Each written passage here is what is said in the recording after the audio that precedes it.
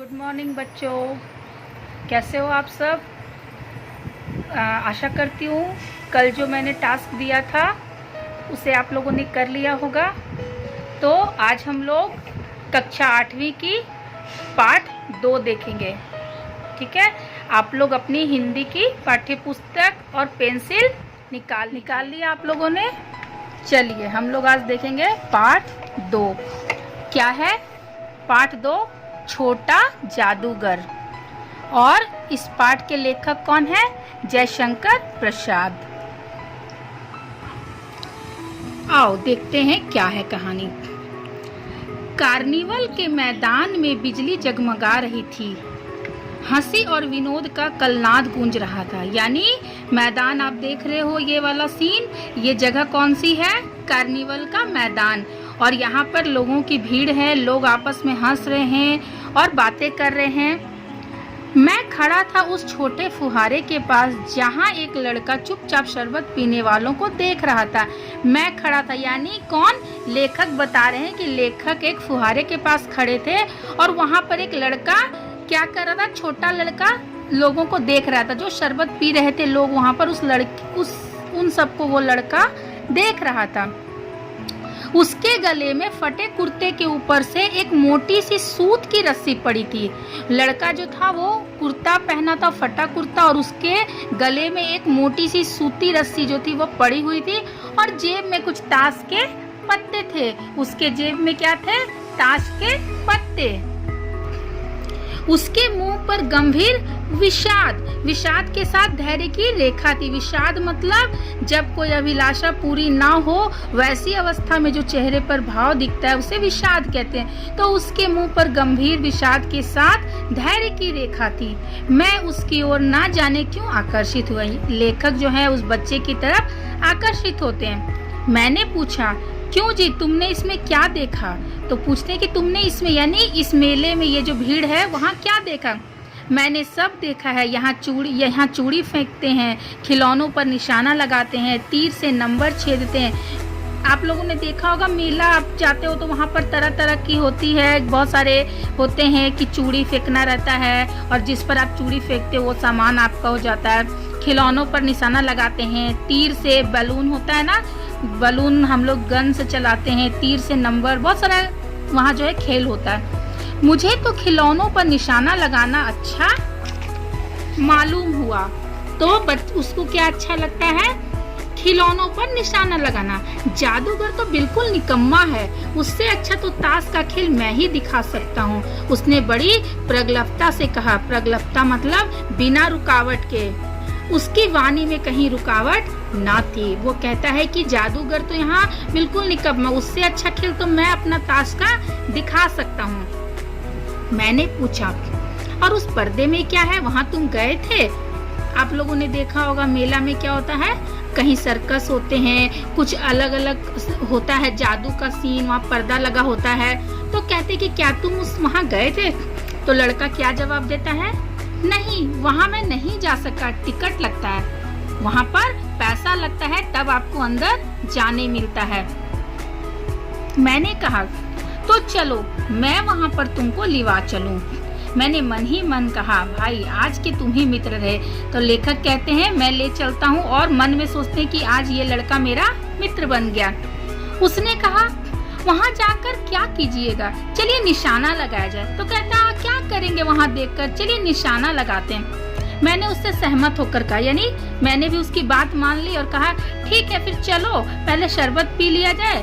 और उसने भी स्वीकार सूचक सिर हिला दिया। लड़के ने भी हाँ कर दिया कि शरबत पी लेते हैं। मनुष्यों की भीड़ से जाड़े की संध्या भी गर्म हो रही थी। बहुत जाड़े का शाम था और वहाँ मेला में लोगों की भीड़ थी तो गर्म हो रहा था।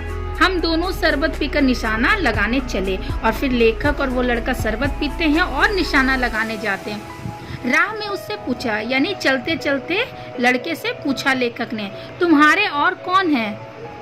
माँ और बाबूजी। लड़के ने कहा, मेरे घर पे माँ और बाबूजी हैं। उन्होंने तुमको यहाँ आने के लिए मना नहीं किया? तो लड़का कहता है, बाबूजी जेल में हैं। फिर लेखक पूछते हैं, क्यों? देश के लिए, वह गर्व से बोला। लड़का ने क्या जवाब दिया? मेरे पिताजी जेल में हैं। फिर पूछते हैं लेखक, और तुम्हारी माँ? वह बीमार है। तब ये क्या कहते हैं लेखक, और तुम तमाशा देख रहे हो, मतलब उसकी माँ बीमार है और यह तमाशा देख रहे हो। उसके मुंह पर तिरस्कार की हंसी फूट पड़ी, मानो वह गुस्से में, मतलब उससे हंसी आ पड़ी। और उस बच्चे ने जवाब दिया, तमाशा देखने नहीं दिखाने निकला हूँ। कुछ पैसे ले जाऊंगा तो माँ को पथ्य दूंगा। तो कहता है कि मैं यहाँ तमाशा देखने नहीं बल्कि लोगों को तमाशा दिखाकर कुछ पैसे कमाने आया हूँ। मुझे शरबत ना पिलाकर आपने मेरा खेल देखकर मुझे कुछ दे दिया होता तो मुझे अधिक प्रसन्नता होती। मैं आश्चर्य से उस 13-14 वर्ष के लड़के को देखने लगा। हाँ, मैं सच कहता हूँ बाबूजी, माँ जी बीमार हैं, इसलिए मैं नहीं गया। कहाँ? जेल में। जब कुछ लोग खेल तमाशा देखते ही हैं तो मैं क्यों न दिखाकर माँ की सेवा करूं और अपना पेट भी भरूं। मैंने दीर्घ निश्वास लिया। चारों ओर बिजली के लट्टू नाच रहे थे। मैं व्यग्र हो उठा। व्यग्र मतलब हैरान, परेशान। मैंने उससे कहा, अच्छा चलो निशाना लगाया जाए। हम दोनों उस जगह पर पहुँचे जहाँ खिलौनों को गेंद से गिराया जाता था, है ना। आपको एक खिलौना दिया जाता है, एक खेल होता है और जिसमें वहाँ खिलौने रखे होते हैं और आपको गेंद से फेंक कर गिराया जाता है। मैंने 12 टिकट खरीदकर उस लड़के को दिए। 12 टिकट का मतलब वह 12 बार वह खेल खेल सकता है, यानी 12 बार वह खिलौने पर निशाना लगा सकता है।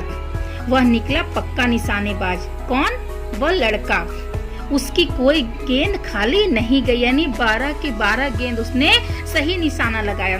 देखने वाले दंग रह गए। उसने 12 खिलौनों को बटोर लिया, लेकिन उठाता कैसे? कुछ मेरे रुमाल में, कुछ जेब में रख दिए गए। 12 खिलौने एक हाथ से कैसे उठाता? तो कुछ रुमाल में रख दिए और कुछ जेब में रख दिए। लड़के ने कहा, बाबूजी आपको तमाशा दिखाऊंगा, बाहर आइए, मैं चलता हूँ। वह 9-2-11 हो गया। 9-2-11 मतलब वहाँ से गायब हो गया। मैंने मन ही मन कहा, इतनी जल्दी आंख बदल गई उस लड़के की। वो कितना चालाक निकला, अपना खेल खेला और यहाँ से गायब हो गया। मैं घूमकर पान की दुकान पर आ गया। पान खाकर बड़ी देर तक इधर उधर टहलता देखता रहा। झूले के पास लोगों का ऊपर नीचे आना देखने लगा। अकस्मात किसी ने ऊपर हिंडोले से पुकारा, बाबूजी हिंडोला ये वाला देख रहे हैं? ये झूले से देखो, ये लड़का इसको आवाज लगाते हैं, बाबूजी। मैंने पूछा, कौन? मैं हूँ छोटा जादूगर। लड़के ने क्या जवाब दिया? मैं हूँ छोटा जादूगर। कलकत्ता के सुरम्य बोटानिकल उद्यान, ये कलकत्ता का एक जगह का नाम है, उद्यान में लाल कमलिनी से भरी हुई एक छोटी सी झील के किनारे घने वृक्षों की छाया में अपनी मंडली के साथ बैठा हुआ मैं जलपान कर रहा था। यानी कलकत्ता के बोटानिकल उद्यान में लेखक एक बार अपनी मंडली यानी कुछ लोगों के साथ बैठकर जलपान कर रहा था। बातें हो रही थी। इतने में वही छोटा जादूगर मतलब वही लड़का दिखाई पड़ा। हाथ में 4 खाने की खादी का झोला। 4 खाने की खादी का झोला मतलब झोला में 4 पार्टीशन, 4 अलग अलग खन। उसके हाथ में खादी का झोला था, साफ जांघिया और आधी बाहों का कुर्ता, हाफ बाह का कुर्ता पहना था। सिर पर मैला रुमाल था और सूत की रस्सी से बंधा था। मस्तानी चाल से झूमता हुआ कहने लगा, बाबूजी नमस्ते, आज कहिए तो खेल दिखाऊं? नहीं जी, अभी हम लोग जलपान कर रहे हैं। फिर इसके बाद क्या गाना बजाना होगा बाबूजी? नहीं जी, तुमको। फिर रुक जाते। मैं क्रोध से कुछ और कहने जा रहा था। श्रीमती ने कहा, दिखलाओ जी, तुम तो अच्छे आए। तो कहते कि अच्छा हुआ तुम आ गए, भला कुछ मन तो बहले। मैं चुप हो गया क्योंकि श्रीमती की वाणी में माँ की सी वह मिठास थी जिसके सामने किसी भी लड़के को रोका नहीं जा सकता। उसने खेल आरंभ किया। उस दिन कार्निवल के सब खिलौने उसके खेल में अपना अभिनय करने लगे। भालू मनाने लगा, बिल्ली रूठने लगी, बंदर घुड़कने लगा, गुड़िया का ब्याह हुआ, गुड्डा वर काना निकला। लड़के की वाचलता से ही अभिनय हो रहा, यानी लड़के ने तरह तरह का खेल दिखाया। हंसते हंसते लोट पड़ी, यानी इतना अच्छा खेल दिया कि सब लोग हंसने लगे। मैं सोच रहा था, बालक को आवश्यकता ने कितना शीघ्र चतुर बना दिया। यही तो संसार है। ताश के सब पत्ते लाल हो गए, फिर सब काले हो गए। यानी वह जादू दिखाने लगा, कभी अपने पत्ते को लाल कर देता, कभी काले करता। गले की सूत की डोरी टुकड़े टुकड़े होकर जुड़ गई। उसके गले में जो सूत बंधी थी, कभी वह टुकड़े हो जाते, कभी जुड़ जाते। लट्टू अपने आप नाच रहे थे। मैंने कहा, अब हो चुका, अपना खेल बटोर लो, हम लोग भी अब जाएंगे। श्रीमती जी ने धीरे से उसे 1 रुपया दे दिया। वह उछल पड़ा। मैंने कहा, लड़के, छोटा जादूगर कहिए, यह मेरा नाम है। तो उसने कहता है, लड़के नहीं, छोटा जादूगर कहिए, इसी से मेरी जीविका है। मैं कुछ बोलना ही चाहता था कि श्रीमती जी ने कहा, अच्छा तुम इस रुपए से क्या करोगे? तो लड़के ने जवाब दिया, पहले भरपेट पकौड़ी खाऊंगा, फिर एक सूती कंबल लूंगा। मेरा क्रोध अब लौट आया। मैं अपने पर बहुत क्रुद्ध होकर सोचने लगा, ओह कितना स्वार्थी हूँ मैं। उसके 1 रुपया पाने पर मैं ईर्ष्या करने लगा था। वह नमस्कार करके चला गया। हम लोग लता कुंज देखने के लिए चल दिए। उस छोटे से बनावटी जंगल में संध्या साय साय करने लगी थी। अस्ताचलगामी सूर्य की अंतिम किरण वृक्षों की पत्तियों से विदाई ले रही, यानी सूर्य ढलने वाला था, शाम हो रही थी, शांत वातावरण था। हम लोग धीरे धीरे मोटर से हावड़ा की ओर आ रहे थे। मोटर गाड़ी से ये लोग कलकत्ता में हावड़ा जगह आप लोगों ने सुना होगा, हावड़ा की ओर आ रहे थे। रह रहकर छोटा जादूगर स्मरण हो आता था। सचमुच वह एक झोपड़ी के पास कंबल कंधे पर डाले खड़ा था। तभी रास्ते में उसे क्या दिखता है कि वो लड़का कंबल पर कांधे डाले खड़ा है। मैंने मोटर रोककर उससे पूछा, तुम यहाँ कहाँ? मेरी माँ यहीं है ना, अब उसे अस्पताल वालों ने निकाल दिया है। मैं उतर गया। उस झोपड़ी में देखा तो एक स्त्री चितड़ों से लदी हुई कांप रही थी। वह स्त्री कौन थी? उस छोटे जादूगर की माँ। छोटे जादूगर ने कंबल ऊपर से डालकर उसके शरीर से चिपटते हुए कहा। उसने जो वो कंबल लिया था वह अपनी माँ के ऊपर डालकर कहा, माँ, मेरी आंखों से आंसू निकल पड़े। बड़े दिन की छुट्टी बीत चली थी। मुझे अपने ऑफिस में समय से पहुंचना था। कलकत्ते से मन उब गया था। फिर भी चलते चलते एक बार उस उद्यान को देखने की इच्छा हुई। साथ ही साथ जादूगर भी दिखाई पड़ जाता तो और भी। यानी अब ये लोग कलकत्ता घूमने आए थे, अब लेखक का जाने का समय हो गया है, तो ये सोचते हैं कि एक बार और उस उद्यान में घूम आए और उस जादूगर से मिल आए। मैं उस दिन अकेले ही चल पड़ा। जल्दी लौट आना था। 10 बज चुके थे। मैंने देखा कि निर्मल धूप में सड़क के किनारे एक कपड़े पर छोटे जादूगर का रंगमंच सजा था। देखते हो ना, जो जादूगर लोग अपना खेल दिखाते हैं तो एक कपड़ा बिछा हुआ था, उस पे अपना रंगमंच, वो जो भी खिलौने, जो भी खेल दिखाता वो सारी सामान सजा रखा था छोटे जादूगर ने। मैं मोटर रोककर उतर पड़ा। वहाँ बिल्ली रूठ रही थी। भालू मनाने चला था। ब्याह की तैयारी थी। पर यह सब होते हुए जादूगर की वाणी में वह प्रसन्नता नहीं थी। आज सब कुछ कर रहा था जादूगर, लेकिन वह उतना प्रसन्न नहीं था, खुश नहीं था। जब वह औरों को हंसाने की चेष्टा करता तब जैसे स्वयं कांप जाता था, मानो उसके रोए रो रहे थे। मैं आश्चर्य से देख रहा था। खेल हो जाने पर पैसे बटोरकर उसने भीड़ में मुझे देखा। वो अपना खेल समाप्त किया और जब पैसे उठाने लगा तो भीड़ में मुझे देखा, लेखक को देखा। वह जैसे क्षण भर के लिए स्फूर्तिमान हो गया। ऐसा लगा कि वह उसमें कोई फुर्ती आ गई हो। मैंने उसकी पीठ थपथपाते हुए पूछा, आज तुम्हारा खेल जमा क्यों नहीं? मतलब आज तुम थोड़े उदास लग रहे थे। तो लड़के ने जवाब दिया, माँ ने कहा कि आज तुरंत चले आना, मेरी घड़ी समीप है। मेरी घड़ी समीप है मतलब अब जल्दी ही, मतलब मरने वाली हूँ। अविचल भाव से उसने कहा। स्थिर भाव से लड़के ने जवाब दिया, तब भी तुम खेल दिखाने चले आए? मैंने क्रोध से कहा, मनुष्य के सुख दुख का माप अपना ही साधन तो है, उसी के अनुपात से वह तुलना करता है। उसके मुंह पर वही परिचित तिरस्कार की, यानी उसके चेहरे से वह तिरस्कार झलकी। तिरस्कार मतलब किस तरह का, कि वह कोई मर्जी से या शौक से नहीं आता था। बच्चे की मजबूरी उससे वह करवाता था और वह आता था वहाँ खेल दिखाने और पैसे इकट्ठा करने। उसने कहा, बच्चे ने, क्यों ना आता? और कुछ अधिक कहने में जैसे वह अपमान का अनुभव कर रहा था।